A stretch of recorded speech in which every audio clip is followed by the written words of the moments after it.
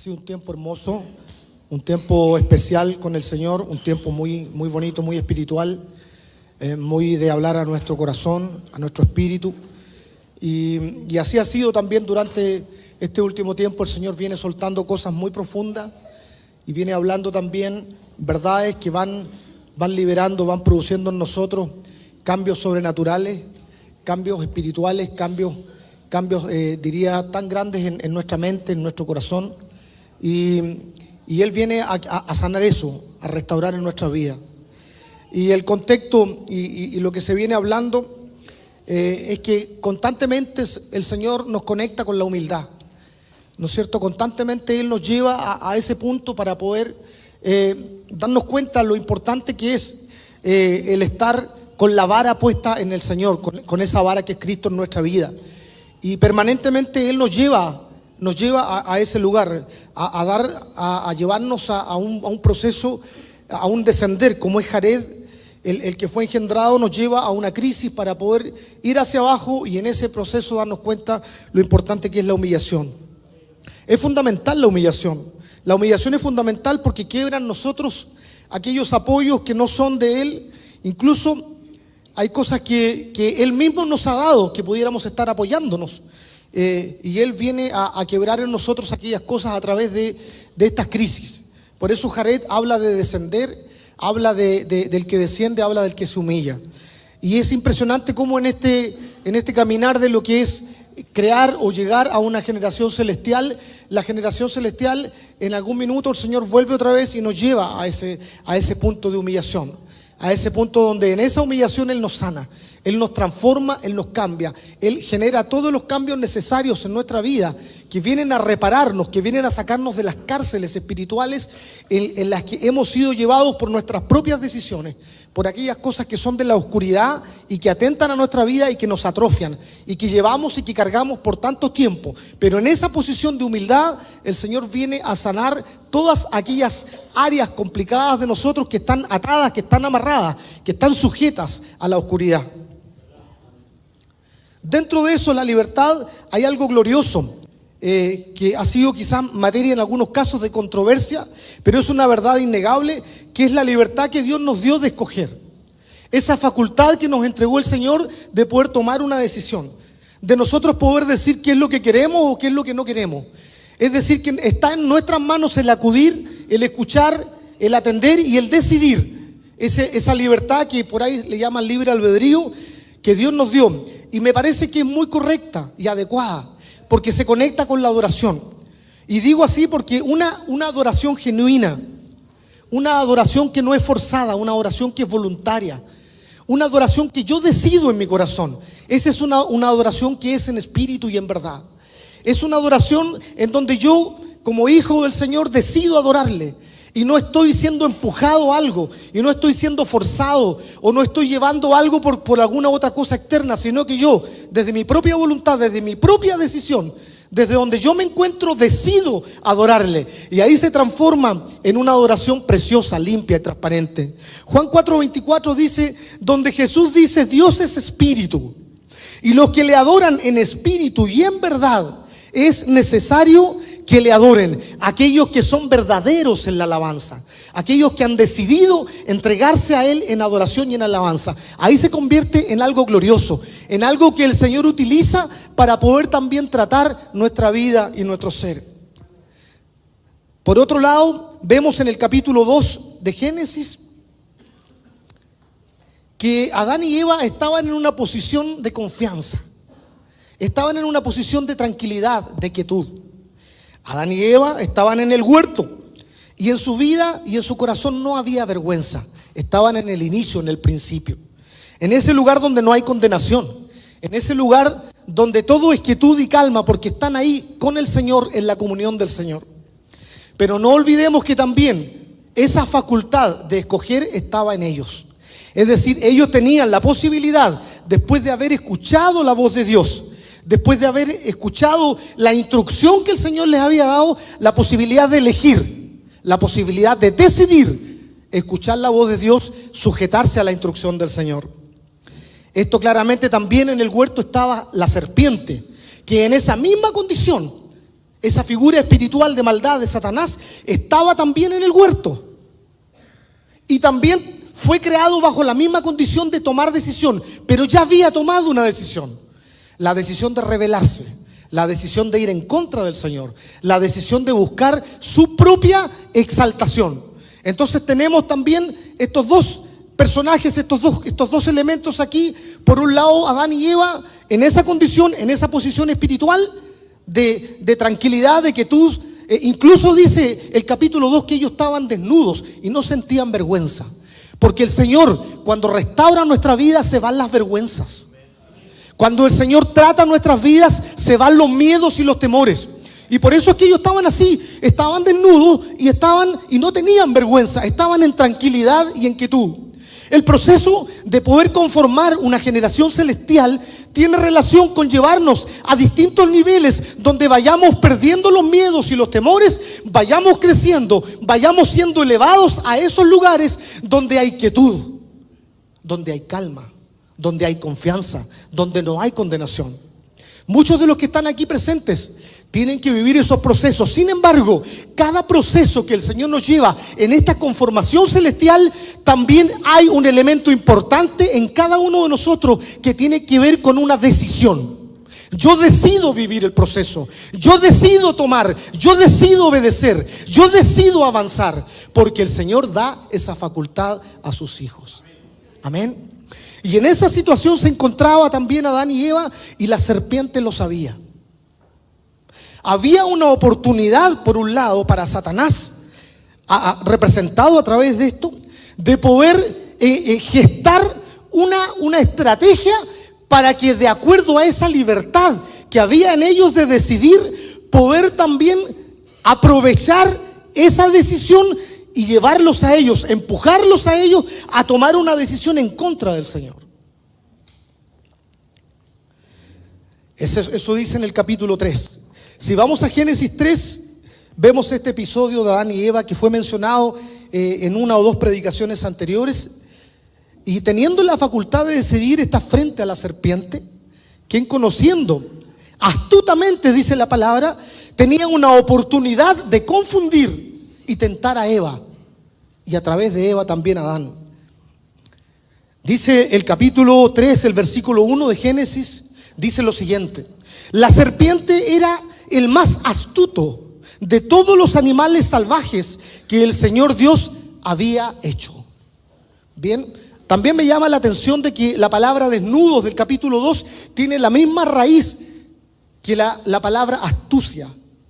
Quizás puede ser, o tiene a lo mejor relación con que ambos fueron creados con esa capacidad de decidir, pero ya había ocurrido en la serpiente una decisión que había transformado aquello en algo astuto, en algo maligno, en una intención de maldad, de poder llevar y justamente tentar a Eva en ese escenario. Yo creo que Satanás, sin duda alguna, conoce el comportamiento humano.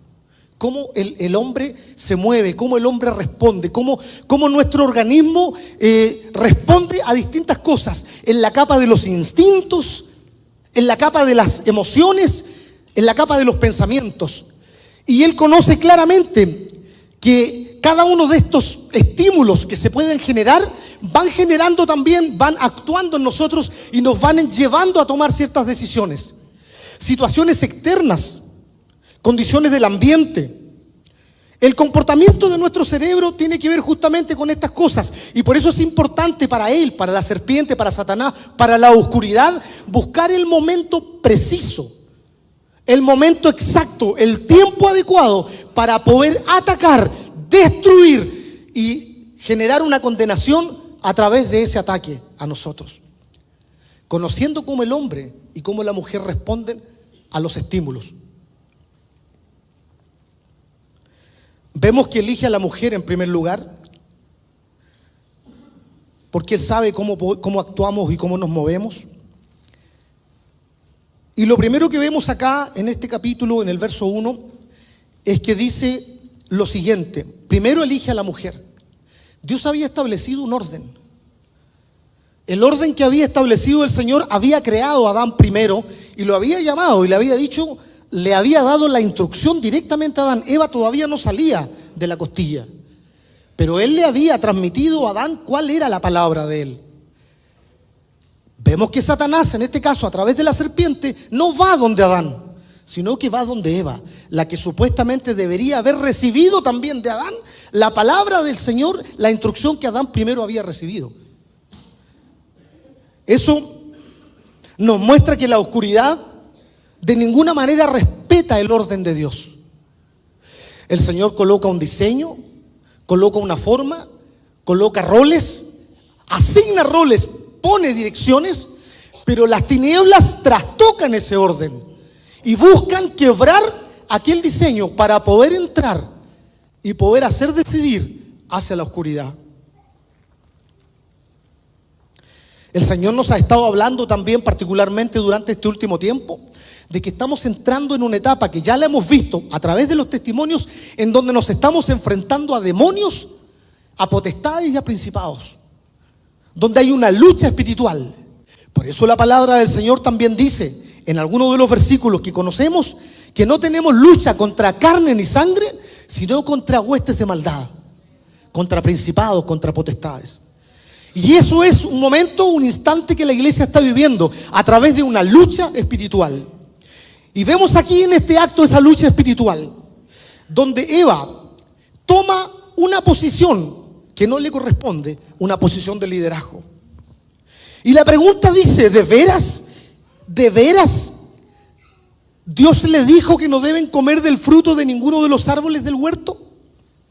La estrategia de lanzar una pregunta de manera de gatillar una serie de reacciones químicas, le puse aquí hormonales o de la parte de nuestras neuronas, de nuestro cerebro, lo que pretende es encender aquellos circuitos de la duda que están en nuestra mente. A través de esta pregunta lo que quería hacer la serpiente era sembrar una duda en el corazón de Eva. Y lo primero que indica esta pregunta es que pone en cuestionamiento si la palabra de Dios es verdadera o no. Una estrategia completamente conocida hoy en día también, vigente. Poner en duda lo que Dios ha establecido. ¿De veras Dios dijo eso? ¿De verdad Dios lo estableció así? Un cuestionamiento y un generar una confusión en la mente y encender también, repito, y activar aquellas zonas de nuestro cerebro que están asociadas al miedo y a la oscuridad y a la confusión.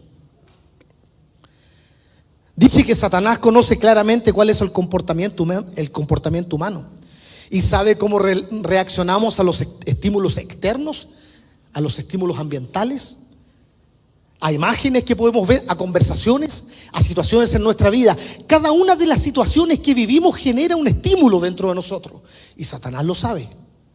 Cada uno de los ambientes a través de los cuales nosotros nos movemos genera una reacción neuronal en nuestra mente, en nuestra vida, en nuestro ser, un comportamiento determinado. Por eso es que las acechanzas de Satanás no son al azar. Tienen una lógica, tienen una estrategia de maldad. Vemos que lamentablemente, ¿no es cierto?, aquellos estímulos que nosotros recibimos, ya sea externos o también lo que nosotros nos hablamos en lo interno, vienen a conjugar una reacción y una decisión al mismo tiempo. Y lo que está haciendo la serpiente acá es poder empujar esos circuitos en nuestra mente para que nosotros tomemos una decisión torcida en base a una pregunta torcida.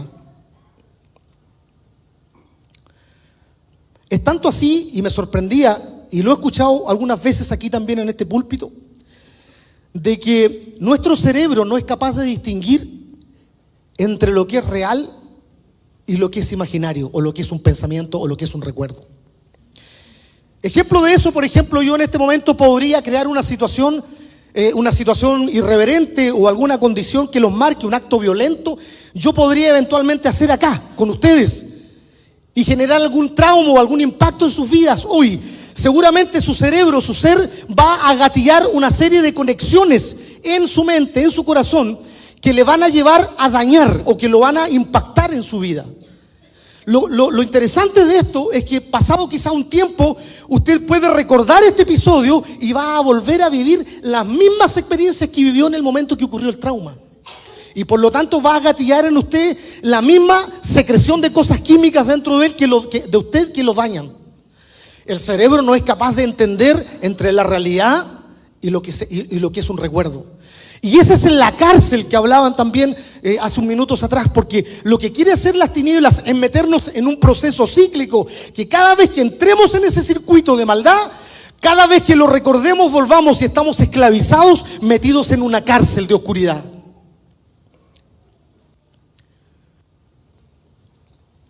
¿Cuántos de nosotros en nuestra vida hemos pasado por situaciones amargas y difíciles que no podemos sacar porque quedaron grabadas en nuestro inconsciente? Y de una manera especial o una manera sin control se gatillan en nosotros frente a situaciones similares que nos traen el recuerdo de oscuridad. Incluso aquellas cosas que no sabemos y que a lo mejor en la memoria consciente se han borrado, pero en el inconsciente se gatillan y nos traen amargura, oscuridad y dolor. Por lo tanto, estimados hermanos, es importante tener claro y tomar en serio esto. Estamos en una lucha de verdad, una lucha a muerte. Estamos en una lucha contra las tinieblas. Y lo único que las tinieblas quiere hacernos es destruir nuestra vida. Aquellos que piensen que esto es falso o aquellos que le bajen el perfil están en serio riesgo de ser destruidos. Porque la humanidad que ha puesto oído a Satanás ha sido destruida en el tiempo. Por lo tanto, tenemos que tener claro que el único propósito que tenía la serpiente era destruir, tal como lo hizo con Adán y Eva, y al mismo tiempo destruir toda la humanidad.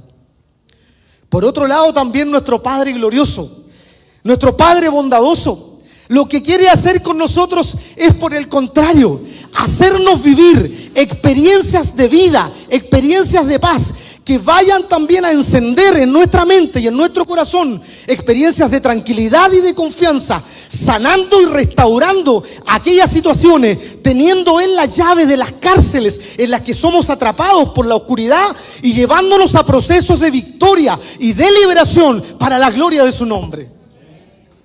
Eso es lo que hace el Señor, por el contrario.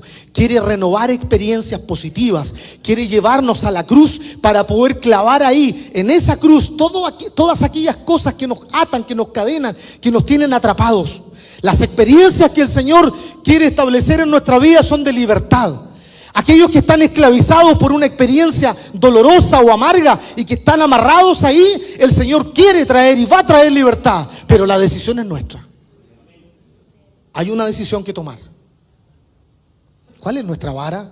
¿En qué nos apoyamos? Mahalael dice que vivió 65 años y engendró a Jared, cuyo significado decíamos al principio que es descenso, el que desciende. Es una crisis. ¿Pero por qué nos lleva a una crisis? Me conecta perfectamente con lo que hay una parte que realmente la encuentro muy, muy, muy potente. El 60 por un lado y el 5 por otro lado. El 60, ya lo habíamos dicho, un camino de estabilidad, de equilibrio, una vara de apoyo. Y el 5, el Hey, que es la alabanza del Señor. Y yo decía, pero ¿cómo? ¿Por qué la alabanza? Frente a una situación de crisis, ¿por qué la alabanza? Y lo conecté con esta enseñanza del comportamiento humano. Y dije, qué grande es el Señor. Porque lo que el Señor nos está llevando es que frente a una situación de crisis y de dolor, nosotros le alabemos. Vaya, usted podría decir, sí, bueno, pero miren lo glorioso de esto. Conectándolo con lo que se ha descubierto y con la realidad. La alabanza y la adoración al Señor lo que hace es que en lugar de encender circuitos de miedo, de temor y de confusión en nosotros, nos trae paz, quietud y confianza en Él. Asombroso. Inmediatamente conecté con los primeros cristianos cuando eran encarcelados y perseguidos, y ellos adoraban al Señor con alegría, tenían paz en el corazón, porque la obra del Espíritu había encendido en sus corazones y en sus mentes la libertad, la paz, la confianza y la victoria en Cristo Jesús. De ahí la importancia del hey y de la alabanza, convertirnos en alabanza. Frente a una situación de crisis, como lo menciona acá en Jared, es importante que cada uno de nosotros expresemos alabanza, declaremos alabanza, porque es en ese momento que la obra del Señor comienza a actuar en nuestra vida. y a traernos esas experiencias que lo que vienen a hacer es cambiar, reemplazar aquellos dolores, aquellas amarguras, aquellas cosas que están en nuestro ser, que fueron alojadas en algún momento, por experiencias de gloria, de paz y de tranquilidad. De ahí que también el concepto de estar en emboscada, en quietud. Aleluya. Es muy importante entender de que estas situaciones de crisis tenemos dos opciones. Siempre en este desarrollo de las generaciones celestiales, todos sabemos que está como siempre la posibilidad de tomar un camino equivocado. Lo vimos en Cainán con Mahalael y con las hijas. Sila, ¿no es cierto?, por un lado. Y entonces tenemos ahí, siempre está esa opción de irnos por un camino errado, de experimentar algo que no es. Por eso es importante y fundamental preguntarse cuál es nuestra vara de apoyo. ¿Qué hemos decidido nosotros en nuestra vida?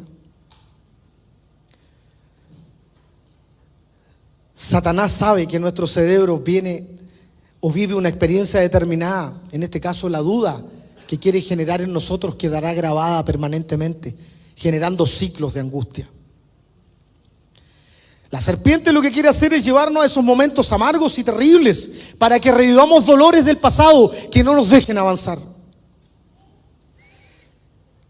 Sin embargo, el Señor dice en su palabra en el Salmo 41:4, en el Salmo 147:3 y en el Salmo 34:18: oh Señor, ten piedad de mí, sana mi alma, Señor, ten piedad de mí porque contra ti he pecado. El conocimiento de saber que me he alejado, el conocimiento de que por mi propia decisión he estado en contra de la voluntad de Dios, me lleva a arrepentirme y a decir: Señor, ten piedad de mí. Y producto de eso, Él sana mi alma.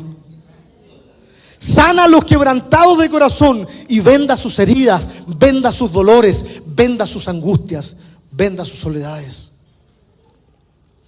Cercano está el Señor a aquellos quebrantados de corazón y salva a los abatidos de espíritu. Gloria al Señor. Notemos aquí en particular que Eva lo primero que decide es prestar atención a esta pregunta o a esta insinuación de la serpiente. Es muy importante entender este principio en nuestra vida, porque también nosotros estamos expuestos exactamente igual a eso.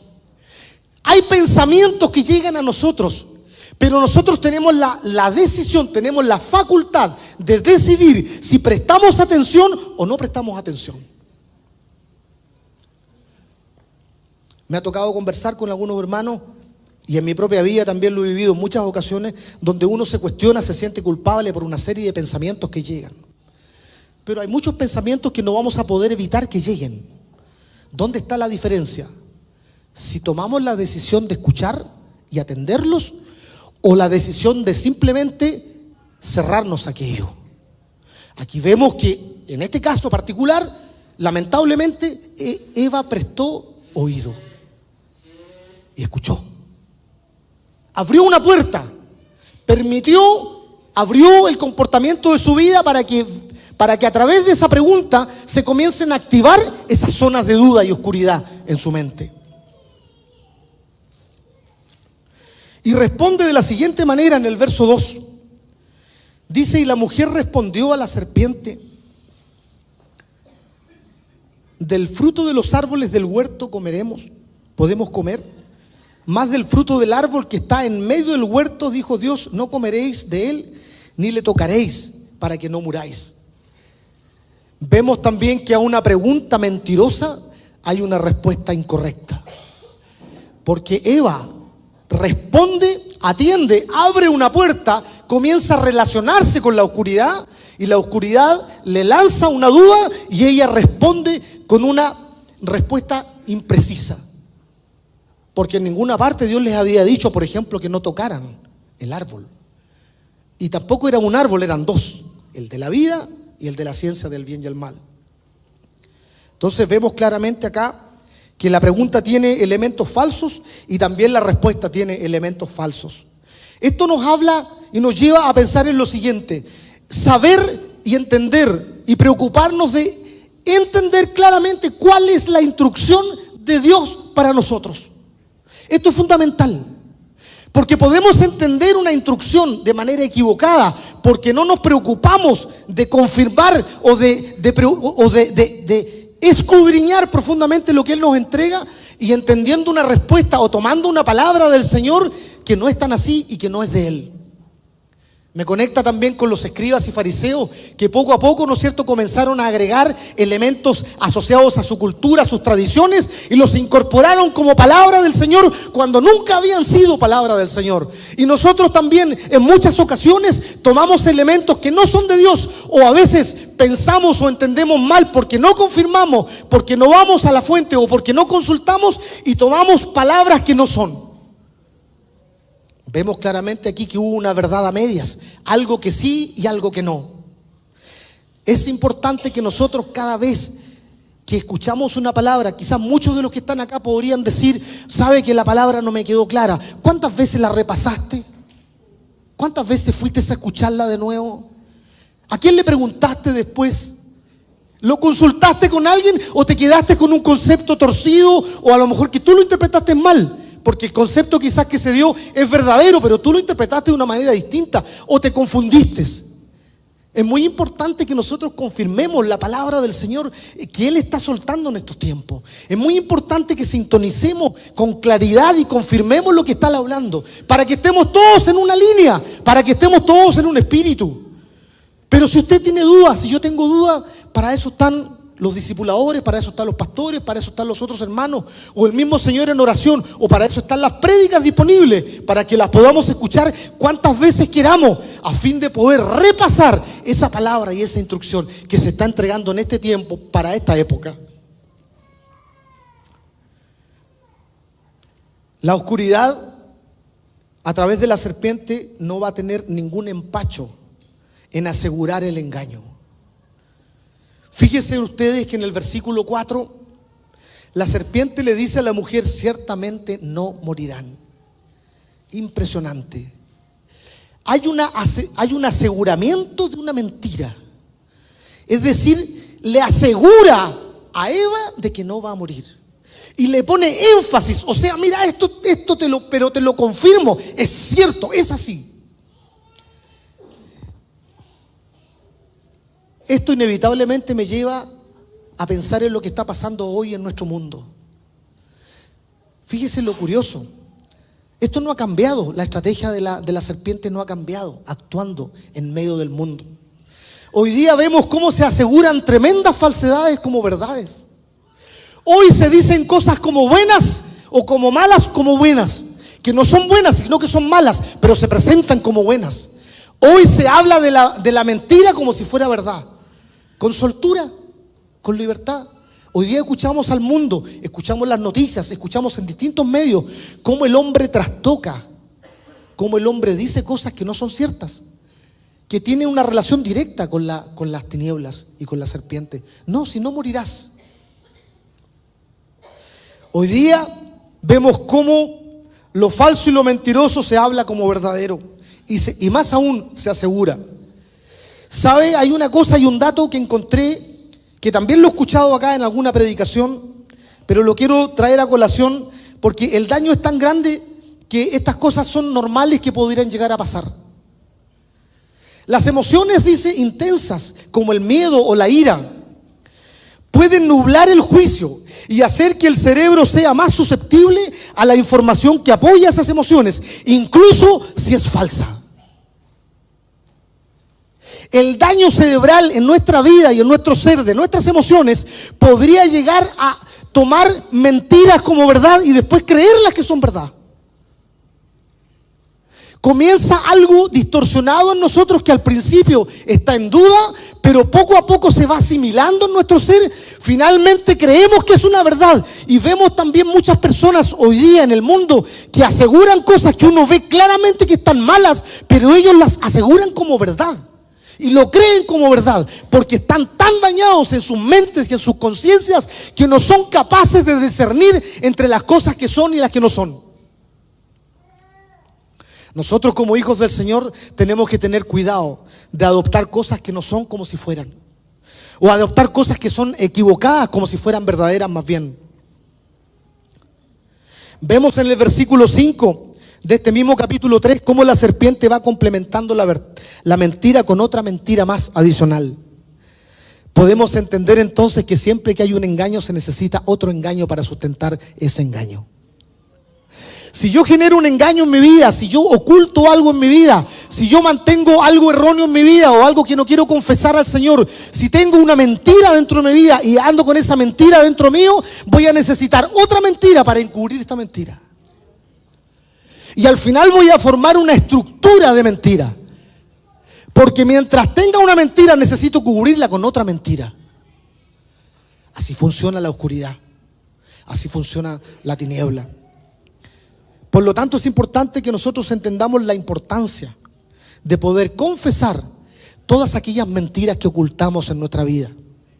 Todas aquellas cosas que sabemos que están ahí, pero que no las queremos decir. O que a lo mejor las decimos de manera solapada. O a lo mejor incluso las podemos justificar con alguna palabra, con algún relato, pero que es un relato torcido, no es real.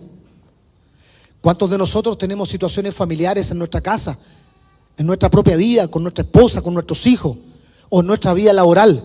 Sabemos que estamos mal, pero lo disfrazamos, lo escondemos. Y esa mentira necesita otra mentira para apoyar la primera. Tengamos cuidado, estimados hermanos, que cuando estamos albergando una mentira, por pequeña que es, se va a transformar en una estructura de mentira. La estructura del engaño. Por eso dice el versículo 5, lo siguiente. Pues Dios sabe, es capaz de asegurar, pues Dios sabe, le dice la serpiente, que el día que de él coman, se les abrirán los ojos. Se les abrirán los ojos. Y ustedes serán como Dios, conociendo el bien y el mal. ¿Qué les parece? Pues Dios sabe que el día que de él coman, se les abrirán los ojos. Y ustedes serán como Dios. Quiero dar algunos datos que encontré y que estuve investigando, que son conocidos por todos. Y los voy a decir directamente. Pido disculpas si hay alguna persona que está asociada a esta doctrina, pero es lo que establece la misma doctrina. Los mormones, por ejemplo, dicen los mormones que creen con el propósito, que el propósito de la vida es llegar a ser como Dios. Mire la conexión con el versículo 5. Serás como Dios, le dice la serpiente. Y la filosofía de los mormones dice que la idea de ser como Dios se relaciona con un crecimiento moral y espiritual donde los individuos se esfuerzan por desarrollar las cualidades divinas de amor, de verdad, de bondad, a través de la expiación de Jesucristo. Mire cómo toma palabras de Jesucristo, de verdad, de expiación, pero ¿dónde está el engaño? Serán como dioses. Lo mismo que la serpiente le dijo a Eva, serán como dioses. El movimiento de la nueva era, dice, se centra en la idea de que cada individuo tiene el potencial de desarrollar su divinidad interior y contribuir a la evolución espiritual de la humanidad. Sistemas de meditación, Reiki, todas esas cosas que están asociadas al New Age, están asociadas justamente a este tipo de filosofía, que es la misma, pero la misma naturaleza de la serpiente en el huerto cuando le dice serás como Dios. El crecimiento humano, el desarrollo espiritual, el conocimiento de tu vida, el ensalzar al hombre. Nuestro cerebro humano está diseñado para poder realizar el mínimo esfuerzo y lograr el máximo resultado. Siempre uno busca una oportunidad, ¿no es cierto?, donde con el mínimo esfuerzo obtengas un mayor beneficio. Y eso también lo sabe. Aquí vemos claramente que apunta Satanás a ese elemento, diciéndole, mira, si comes de este fruto ya vas a ser como Dios. Es decir, existe también la tentación de saltarnos los procesos. Por otro lado, la palabra del Señor nos lleva a vivir procesos. nos lleva a vivir tratos de Él, nos lleva a momentos y a situaciones en la vida para poder entender, para hacernos crecer, para formarnos en Él. No vamos a llegar a un resultado de un día para otro, no vamos a llegar a una madurez espiritual de un día para otro. Tenemos que entregar y rendir esas cosas al Señor a través de procesos, a través de tratos que Él haga en nuestro ser. Pero también está en nosotros el decidir si los aceptamos o no. La palabra del Señor lo establece a través de la conformación de una generación celestial, que tenemos que ir a la humillación, que tenemos que ir al clamor, que tenemos que pasar por la emboscada. Y en cada una de esas etapas el Señor se va a glorificar. ¿Pero cuándo? Cuando nosotros la aceptemos.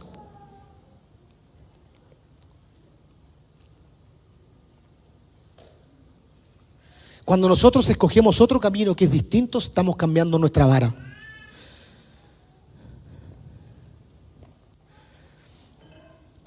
Quizás podríamos decir, un poco pensando en este crecimiento personal, que es tan de moda hoy día.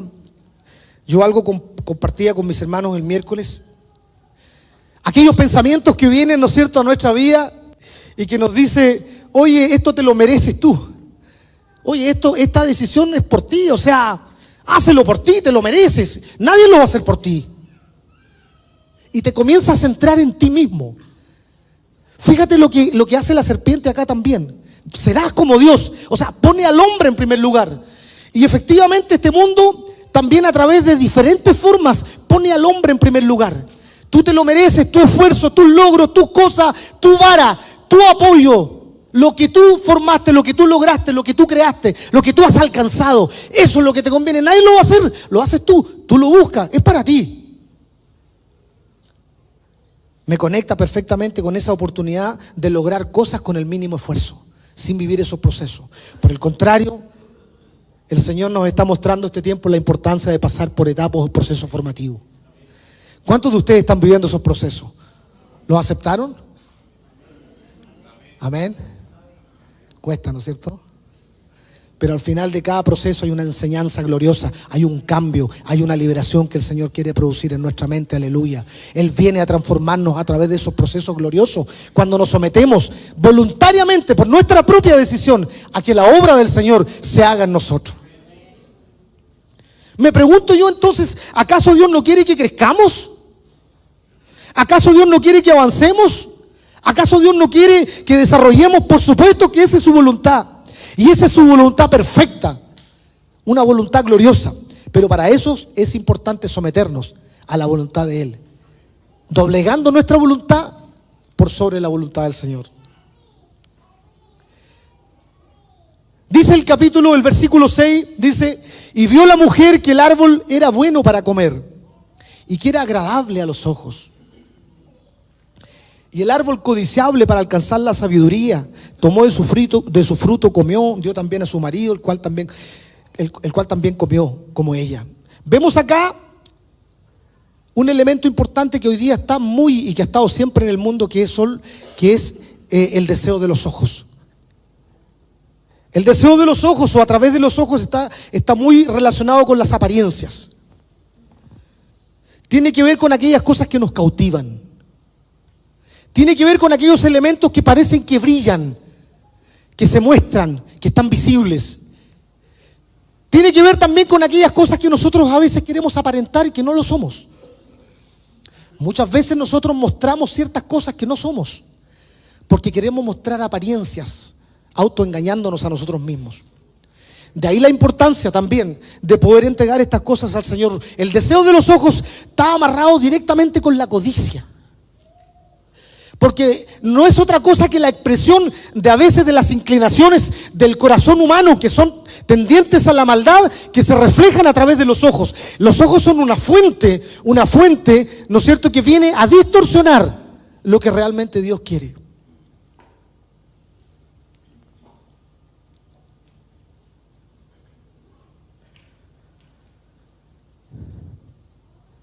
¿Cuáles son esas cosas que nos atraen tanto, que están visibles, que nos atraen tanto? Este escenario me conecta con Egipto, fíjese. Porque estaba viendo ahí, buscando información, y dice que Egipto no solo buscaba avances científicos, sino que también aspiraba a un crecimiento personal, basado en la búsqueda y en la preparación para la vida después de la muerte, centrado en el hombre, centrado en las cosas, centrado en las apariencias, centrado en lo visible. Lo otro que no hay que perder de vista de que frente a esta situación que nosotros estamos relatando, que estamos viendo hoy día, estaba Adán ahí también, que hasta el momento no lo hemos mencionado, pero estaba ahí. ¿No le llama la atención que haya estado ahí? Pareciera que no estaba, pero estaba. Curiosamente estaba ahí. Claramente, porque este verso dice que al final ella le compartió. Pero no manifestó ningún interés. ¿No le llamó la atención? ¿No tomó una iniciativa? Me conecta un poco con aquellos roles que el Señor nos ha dado como varones, como hombres, y que nosotros no los usamos, o que no los consideramos, o que tomamos una situación y no le damos la importancia que la palabra del Señor establece. Hay una tremenda responsabilidad que el Señor ha dado a Adán y que nos ha dado a nosotros como hombres de tomar una posición, de tomar un lugar. Sin embargo, vemos acá que Adán no hizo nada. Es como cuando llega el marido a la casa, ¿no es cierto?, cansado, y hay un montón de problemas, pero él lo único que quiere es que lo atiendan. Como que si hay una situación, ya bueno, después lo vemos. Como que le bajamos el perfil, como que esperamos que otros lo hagan. Y aquí veo esto, veo que él no tiene una preocupación de ver qué es lo que está pasando. Él es el sacerdote, él es el hombre que recibió la instrucción del Señor. Sin embargo, no hay ninguna reacción en su vida.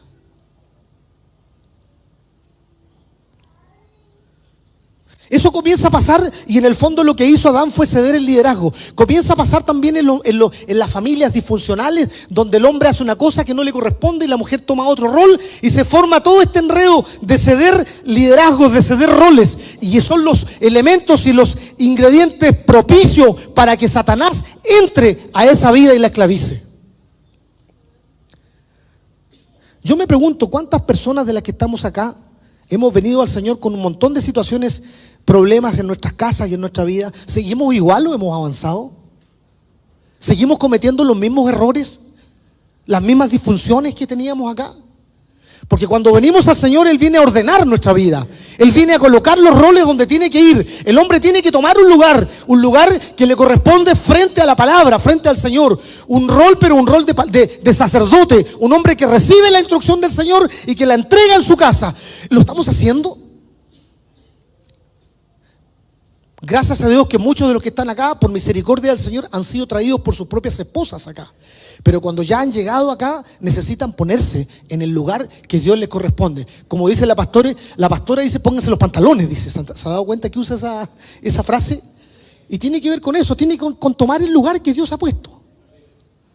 Y lo mismo nuestras hermanas, cada una de ellas, en el rol de esposas y en el rol de madres, hay un rol, pero seguimos con las tradiciones. ¿Seguimos con la forma que veníamos? No, es que lo tengo que hacer porque este no hace nada. Y un montón de cosas que aparecen, ¿no es cierto?, en nuestra vida. Pero es importante entender de que cuando hay un desorden en los roles, es un ambiente propicio para que la serpiente se meta y tuerza y nos esclavice y nos condene. Ceder el liderazgo, ceder un rol, permite que se tomen decisiones completamente equivocadas. Por eso el Señor nos advierte respecto de mirar a veces las cosas visiblemente. Primera de Juan 2:16 dice: porque todo lo que hay en el mundo, la pasión de la carne, la pasión de los ojos y la arrogancia de la vida, no provienen del Padre, sino del mundo. ¿Qué le parece? ¿No le conecta esto? Por otro lado, la palabra dice, porque por fe andamos, no por vista. Segunda de Corintios 4:18 dice, al no poner nuestra vista en las cosas que se ven, sino en las que no se ven, porque las cosas que se ven son temporales, pero las que no se ven son eternas. Primera de Pedro 1:8 dice también, a quien sin haberle visto le amáis, y a quien ahora no veis, pero creéis en Él y os regocijáis grandemente con gozo inefable y lleno de gloria. El Señor nos hace un llamado importante que nos cuesta mucho a veces asimilar y llevarlo a nuestra vida. No poner la mirada en las cosas de la tierra, en lo visible. Cuando comenzamos a privilegiar en nuestras decisiones aquellas cosas como los logros personales, el proyecto determinado, la carrera determinada, la compra determinada de una u otra cosa, y comienzo yo a adentrarme en esa dirección, comienzo a sacar, a liberarme de la vara del Señor y tomo varas mías, varas que son logros míos personales, me suena y me conecta mucho con esto. Porque la palabra del Señor, cuidado, dice, en los negocios de mi Padre me conviene estar. El principal o la principal prioridad que debe tener todo hijo del Señor es en el reino. Por lo tanto, cualquier decisión que se tome, se tiene que pensar pensando en el reino del Señor. No pensando en una conveniencia de riquezas, no pensando en un estatus, no pensando en una apariencia, no pensando en una comodidad. Y ahí viene otra frase que también me gusta mucho. El Señor nos da lo que necesitamos y no necesariamente lo que queremos. Porque muchas veces lo que queremos no es lo que necesitamos. Eso también me conecta mucho con esa estrategia que está detrás también de todo este mundo, de todo este ambiente, de toda esta cultura. La cultura del comercio, por ejemplo. La cultura del comercio está muy arraigada a esto de la serpiente, porque te crean una necesidad que tú no tienes. Tú ves cada una de las propagandas, del marketing, de todo lo que envuelve el mundo comercial, y el mundo comercial lo que te lleva justamente es a este principio de Satanás. Mostrarte algo como algo que tú necesitas, pero en el fondo tú no lo necesitas. Por eso es que el Señor cuando dice que nos da lo que necesitamos y no lo que queremos, porque al final se transforma en un deseo de tus ojos, en verlo, en tenerlo. Y muchas veces nosotros en pequeñas cosas estamos mostrando cómo estamos actuando en nuestra vida. Doy un ejemplo muy sencillo, muy simple, que a lo mejor muchas veces ustedes han escuchado en este mismo púlpito. Me refiero a lo siguiente. Por ejemplo, si yo voy a una tienda comercial y no tengo el dinero para comprarme algo y lo compro a crédito, a 20 cuotas, lo que estoy haciendo es eso. Estoy tomando algo que no es mío, porque me estoy endeudando, me estoy amarrando algo. Tengo algo ahí, no he hecho nada, no tengo la plata, no tengo el dinero, no tengo el esfuerzo, el mínimo esfuerzo. ¿Se da cuenta que la mente del hombre, tener algo sin esfuerzo? No tengo el dinero, pero te lo paso, pero me amarro, me esclavizo, me ato a eso. El concepto del diablo metido en el comercio. Y nosotros los hijos del Señor también, en muchas ocasiones, ustedes saben que una deuda viene con otra y luego con otra, y para tapar la otra viene la otra, y al final terminamos esclavizados de estas cosas materiales. Ese es el propósito de las tinieblas. Lo que el Señor quiere llevarnos es a la realidad, a lo que realmente tenemos. Hoy día tengo, dice el apóstol, pero también sé vivir en necesidad, sé vivir en tiempos de hambre, en necesidad, en conflicto, en problemas, pero también sé vivir en tiempos de alegría y de abundancia. Eso es lo que el Señor quiere de nosotros, que podamos entender el concepto de administrar nuestra vida, de gestionarla. Si no tenemos, no tenemos. El Señor abrirá una puerta, habrá que caminar, habrá que hacer algo, pero no nos comencemos a adentrar en esta filosofía del mundo que está muy conectada con la serpiente, donde recibimos algo que no es nuestro, pero que nos ata. No quiero preguntar de aquí cuántos de los que estamos acá estamos endeudados. No quiero preguntar porque podrían levantarse muchas manos. No vamos a juzgar, pero cada uno sabe. Y lo que el Señor quiere en nosotros hoy día y cuando nosotros venimos a Él es liberarnos de esas ataduras. Comenzar a sanear también nuestras finanzas. No solamente sanear todos los temas emocionales en nuestras capas que están asociadas a nuestros sentimientos, sino también Él viene a sanear nuestras finanzas, la manera en que gestionamos nuestros tiempos y nuestra vida. Qué glorioso es el Señor. Él toca todas las áreas, pero hay que tomar decisiones difíciles.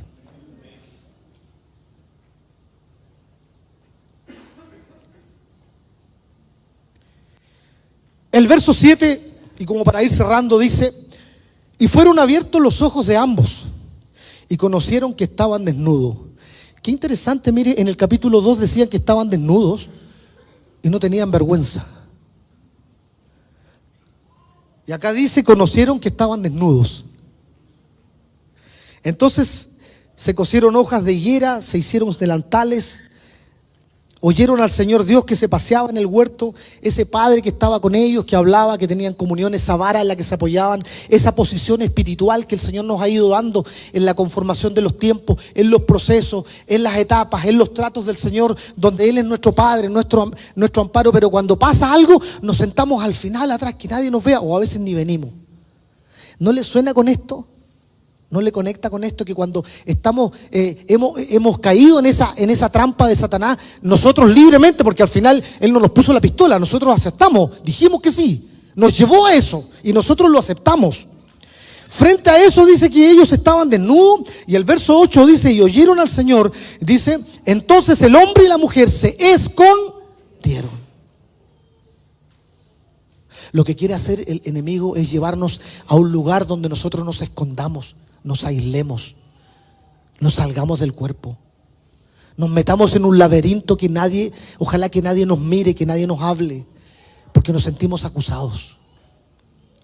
Increíblemente ellos estaban desnudos. En el capítulo 2 estaban en un ambiente de libertad, en un ambiente donde no había engaño, donde no había ningún tipo de juicio. Y acá dice que se escondieron de la presencia del Señor. Estaban entre los árboles del huerto.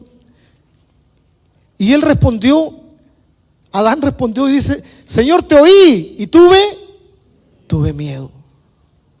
Porque estaba desnudo, me escondí. ¿Sabe una cosa? Yo creo que usted va a estar de acuerdo conmigo con esto. El miedo es el gran motor del mundo. El mundo de hoy se mueve en base al miedo.